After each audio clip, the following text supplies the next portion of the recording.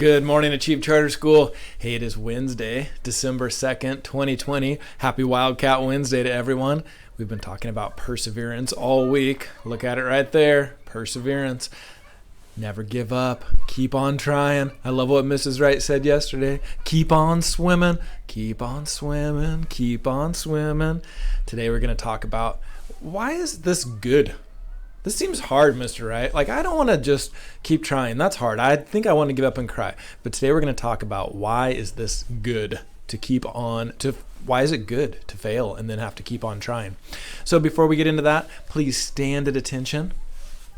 Let's do the Pledge of Allegiance. Salute, pledge.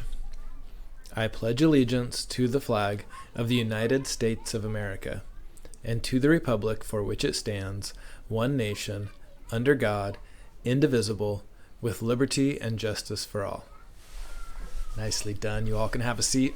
Show me a good slant. Sit up nice and straight. So we're going to talk about this idea today about why is it good to fail and then try again? Wouldn't it be better to just get it right the first try? I mean, then life would be easy, right? Well, I want to tell you about two reasons why I think it's good to fail and try again. And then I want you to chat with your class and see if you can think of even more reasons why it's good to fail and then try again. That's right. I'm actually saying that it's good to fail. So the first one is I want you to think of ST Math.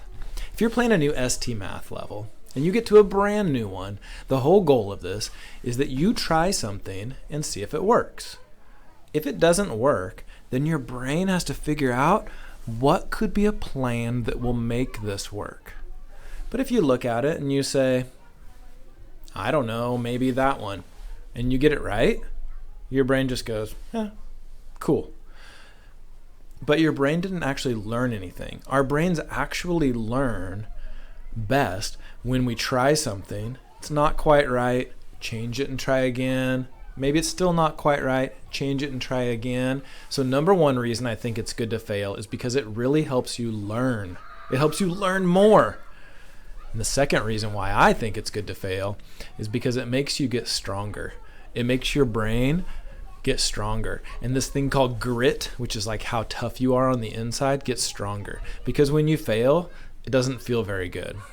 And then when you fail again, it doesn't feel very good. And you have to push yourself like, I don't really want to do it, but I'm going to try again. And then when you get it right, you feel amazing. And then your brain actually got stronger because in life, you know what? We do have to do a lot of hard things. So there's two reasons why I think it's good to fail. Number one, it makes you smarter and it helps you learn things. And number two, because it makes you stronger and you can push through hard things. I want you to chat with your class. You can chat about my two ideas or you can tell some more ideas.